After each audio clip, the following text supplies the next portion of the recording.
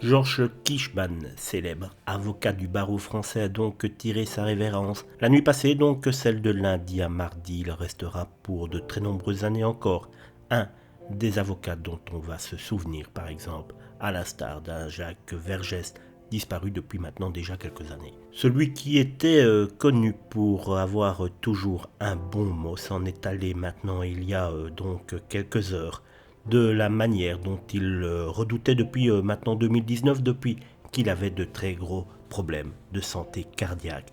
Et c'est un arrêt cardiaque qu'il a emporté pour le voyage éternel donc la nuit passée.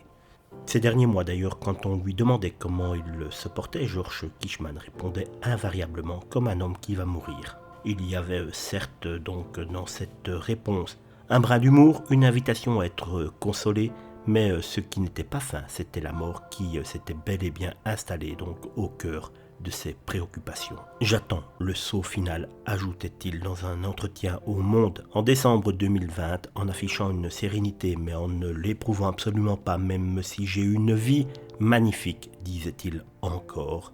Celui qui fut très proche de Pierre Mendès France et même ministre du temps de Mitterrand laisse donc un grand vide aujourd'hui dans tout le milieu des avocats qui s'est à peine remis d'un autre départ d'un avocat célèbre il y a à peine un mois. C'était celui d'Hervé Temim. Georges Kichman a donc fait, comme il le redoutait, le grand saut cette nuit, ayant une énorme pensée pour tous ses proches qui pleurent aujourd'hui la mort d'un grand homme.